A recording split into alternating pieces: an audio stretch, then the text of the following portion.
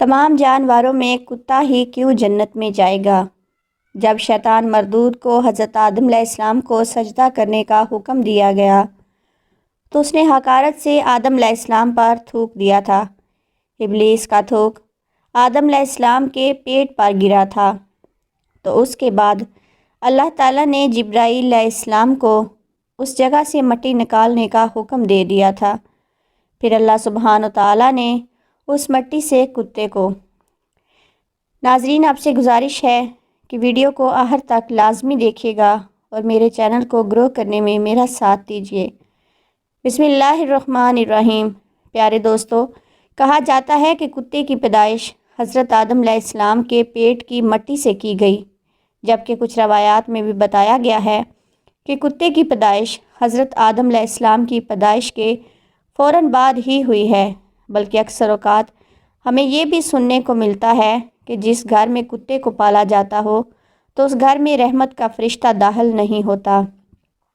لیکن پیارے دوستو، کتے کا ذکر قرآن مجید فرقان حمید میں بھی آیا ہے اور کہا جاتا ہے کہ دنیا کا واحد ایسا جانور ہے جو جنت میں جائے گا، وہ جانور کتا ہی ہوگا۔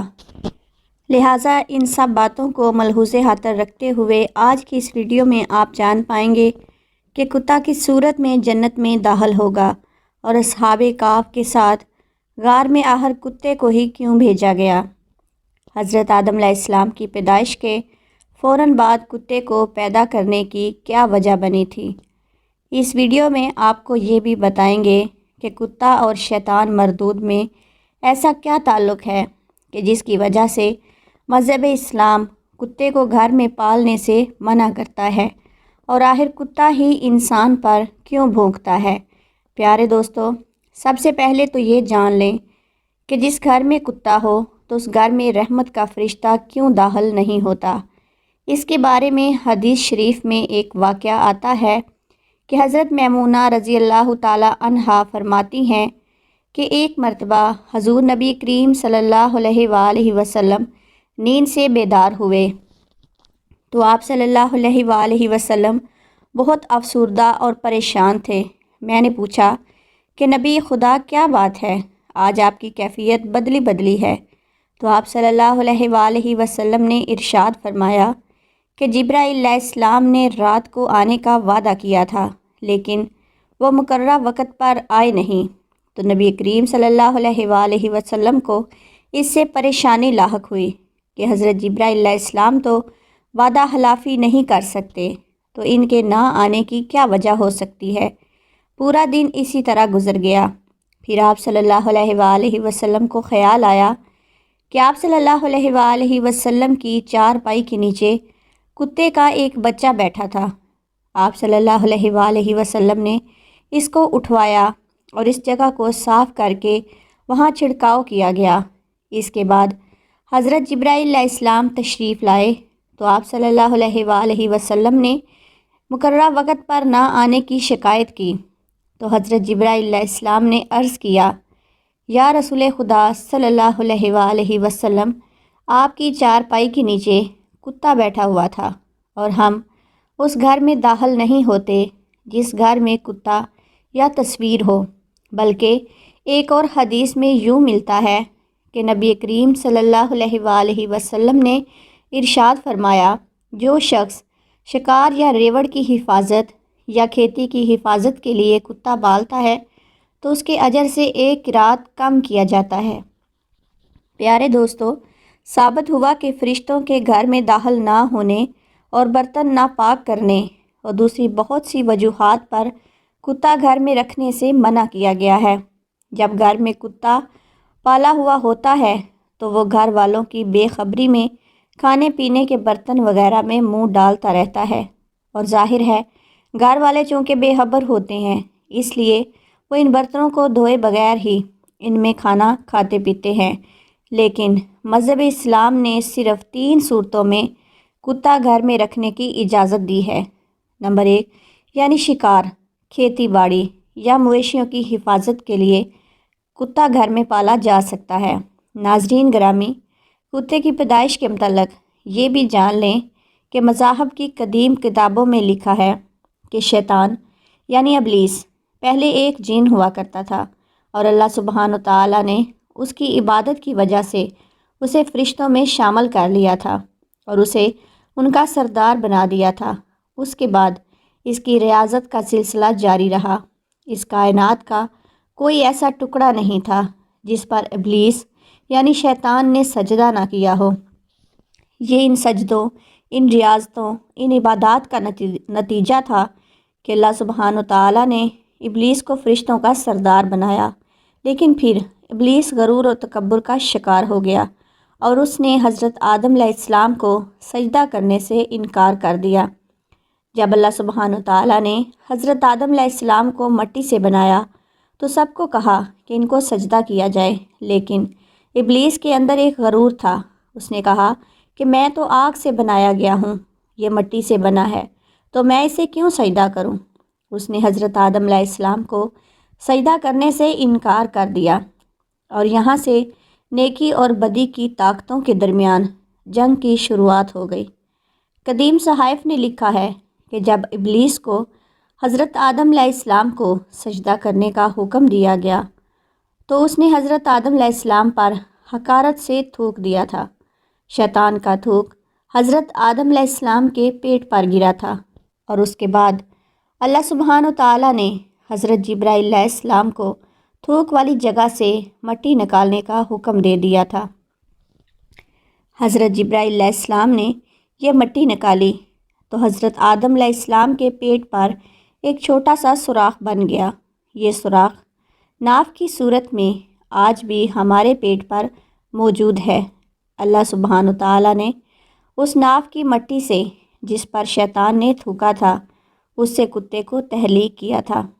ناظرین گرامی، کتے کی تخلیق کے متعلق دوسری روایات یہ بھی ملتی ہیں کہ جب حضرت آدم علیہ السلام اور اماں حوا سلام اللہ علیہا کو اللہ سبحانہ تعالیٰ نے زمین پر بھیجا تو ابلیس نے زمینی درندوں کو ورگلایا کہ وہ ان دونوں کو کھا جائیں، تو تب اللہ سبحانہ تعالیٰ نے کتے کو پیدا کیا جس نے حضرت آدم علیہ السلام اور حضرت اماں حوا سلام اللہ علیہا کی ان درندوں سے حفاظت فرمائی، یعنی کتے کی پیدائش حضرت آدم علیہ السلام کو زمین پر بھیجنے کے فوراً بعد اللہ سبحانہ تعالیٰ نے فرمائی۔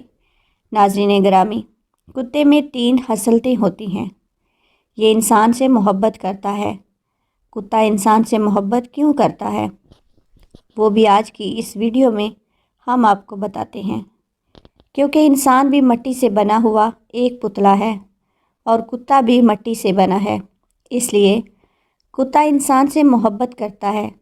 کتے کے متعلق اگر آپ کو یہ بتایا جائے کہ یہ رات کو جاگتا کیوں ہے، اس کی وجہ یہ ہے کہ مٹی کو حضرت جبرائیل علیہ السلام کے ہاتھ لگے تھے۔ اور ہاں، کتا انسان پر بھونکتا ہے۔ یہ انسان پر کیوں بھونکتا ہے؟ اس کی وجہ یہ ہے کہ اس کی مٹی میں شیطان کا تھوک شامل ہے اور کتا دنیا کی وہ واحد مخلوق ہے جو شیطان کو دیکھ سکتی ہے۔ شاید یہی وجہ ہے کہ رات کے اندھیرے میں جب شیطانوں کے قافلے آسمانوں سے اترتے ہیں تو کتے اوپر دیکھ کر ایک خوفناک آواز نکالتے ہیں۔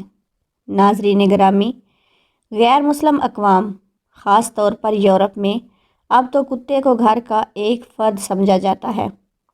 جن عورتوں نے یہاں کتے پالے ہوتے ہیں تو وہ کہتی ہیں کہ اگر تمہیں مجھ سے محبت ہے تو میرے کتے سے بھی محبت کرنا ہوگی۔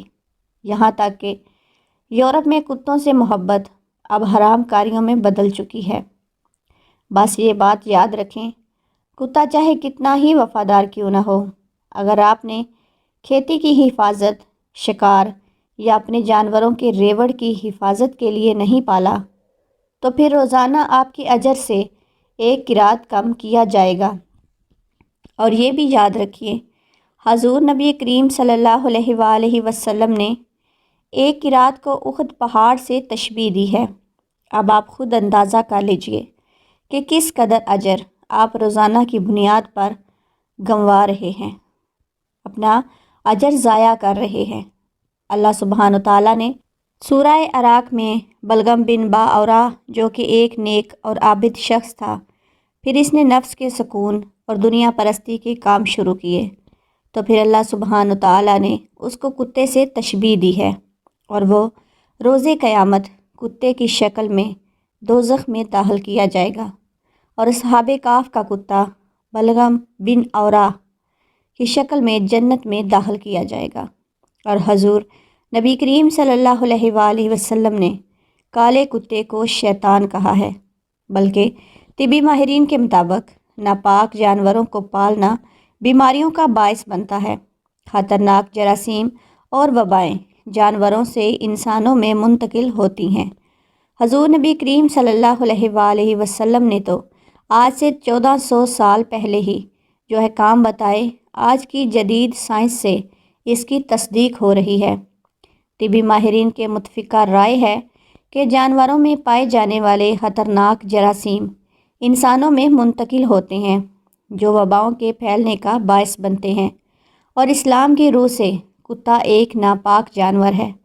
اگر ہم اسلام کی تعلیمات پر عمل کریں اور ناپاک جانوروں کو پالنے سے پرہیز کریں تو خطرناک بیماریوں سے بچ سکتے ہیں۔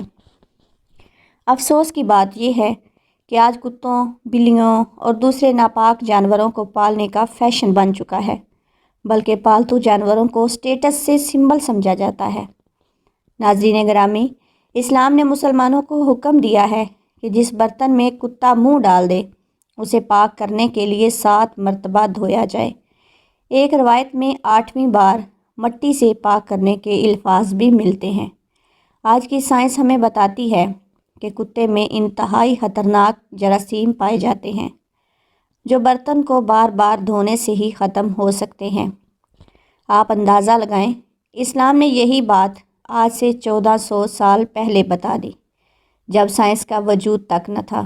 ہمیں سمجھ جانا چاہیے کہ اللہ رب العزت کے پیارے نبی حضرت محمد مصطفیٰ صلی اللہ علیہ وآلہ وسلم نے جو احکام ہمیں دیے، انسانیت کی بھلائی ان احکامات کو مان لینے میں ہے۔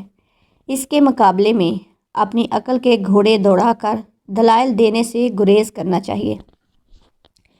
ایک انگریز ڈاکٹر نے بذات خود خوردبین کے ذریعے اس پانی کی جس میں کتے نے منہ ڈالا تھا تحقیق کی، تو اسے پتہ چلا کہ اس پانی میں کتے کے لعاب کے جو جراثیم آ جاتے ہیں وہ مٹی کے علاوہ اور کسی چیز سے نہیں مرتے، کیونکہ مٹی میں نشادر وافر مقدار میں پایا جاتا ہے جو اور کسی چیز میں نہیں ہوتا، اور یہ کتے کے لعاب میں پائے جانے والے تمام جراثیموں کو ختم کرنے کے لیے کافی ہوتا ہے۔ اس لیے حضور نبی کریم صلی اللہ علیہ وآلہ وسلم نے مٹی کا نام لیا تاکہ بازاروں میں نشادر تلاش کرنا نہ پڑے۔ اسی طرح ایک فرانسیسی ڈاکٹر اور اس کی ڈاکٹر بیٹی مصر میں رہائش پذیر تھے۔ جب آپ نے یہ حدیث پڑھی تو فوراً کتے کے سامنے ایک برتن میں پانی رکھ دیا۔ جب وہ اس کو پی چکا تو انہوں نے خوردبین سے دیکھا کہ اس میں جراثیم موجود تھے۔ پانی گرا کر کئی بار دھویا گیا، لیکن ہر بار جراثیم برتن میں موجود تھے۔ جب مٹی سے مانجا گیا اور پھر دھو کر خوردبین میں چیک کیا تو جراثیم نہ صرف بالکل ختم ہو چکے تھے بلکہ برتن بھی کلی طور پر پاک اور صاف ہو گیا تھا۔ اس پر دونوں باپ بیٹی مسلمان ہو گئے۔ ناظرین گرامی، قرآن مجید میں اصحاب کہف کا تذکرہ ملتا ہے۔ جہاں ان کے کتے کا ذکر آیا ہے وہاں امام قرطبی نے لکھا ہے کہ اس شریعت میں کتے پالنے کی اجازت ہوگی، اس لیے انہوں نے کتا ساتھ لیا ہوگا یا کسی کی بکریوں کی حفاظت کے لیے تھا۔ اور فروعی احکام میں ایسا ہوتا رہتا ہے کہ مختلف شریعتوں میں فروعی احکام مختلف دیے گئے۔ بہرحال اصحاب کہف کے واقعے سے کتے کو پالنے کے جواز پر استدلال کرنا درست نہیں ہوگا۔ اسی طرح مفسرین کرام نے جہاں اصحاب کہف کے کتے کا ذکر کیا ہے تو وہاں اس بات کی وضاحت بھی فرمائی ہے کہ اصحاب کہف کا کتا صلح کے ساتھ رہا۔ اس کی برکت سے اللہ سبحانہ تعالیٰ نے قرآن مجید میں اس کا ذکر فرما دیا۔ یہ اس کتے کی جزوی فضیلت تھی۔ اصحاب کہف کے کتے سے متعلق کتے کی فضیلت پر استدلال کرنا درست نہیں۔ ناظرین گرامی، یہاں قابل غور بات یہ ہے کہ کہ اللہ سبحانہ تعالیٰ اور اس کے رسول نبی کریم صلی اللہ علیہ وآلہ وسلم نے انسانوں کے لیے جو احکام بنائے ہیں وہ ہر لحاظ سے انسانوں کے لیے فائدہ مند ہے۔ ایک مسلمان کے لیے یہ بات کافی ہونی چاہیے کہ اللہ رب العزت نے اس کام سے رکنے کا حکم دیا ہے، کیونکہ ہر مسلمان کی شان یہ ہے کہ اللہ سبحانہ تعالیٰ کے نبی حضرت محمد مصطفیٰ صلی اللہ علیہ وآلہ وسلم نے جس کام کے کرنے کا حکم دیا ہے وہ کرے، اور جس کام سے منع کیا گیا ہے اس سے رک جائے۔ اس کا نام اطاعت ہے اور اسے انحراف نافرمانی کہلاتا ہے۔ اگر ہم محض شوق کی بنیاد پر وہ کام کرنا شروع کر دیں گے جس سے منع کیا گیا ہے تو اس کا نتیجہ سوائے نقصان کے کچھ نہیں ہوگا۔ اللہ سبحانہ تعالیٰ سے دعا ہے کہ اللہ پاک ہمیں نبی کریم صلی اللہ علیہ وآلہ وسلم کے بتائے ہوئے طریقوں کے مطابق زندگی گزارنے کی توفیق عطا فرمائے، اور اللہ سبحانہ تعالیٰ ہمیں پاک صاف رہنے والا بنائے اور ہمیں ناپاکی اور گندگی سے محفوظ رکھے۔ آمین ثم آمین۔ پیارے دوستو، کمنٹ باکس میں اللہ تعالیٰ کے 99 ناموں میں سے ایک نام ضرور ٹائپ کریں۔ ناظرین، ویڈیو اچھی لگے تو ویڈیو کو لائک کر دیں اور ہمارے چینل کو بھی سبسکرائب کر دیں اور بیل کے آئیکن کو پریس کر دیں تاکہ ہر نئی آنے والی ویڈیو کا نوٹیفیکیشن آپ کو مل سکے۔ شکریہ۔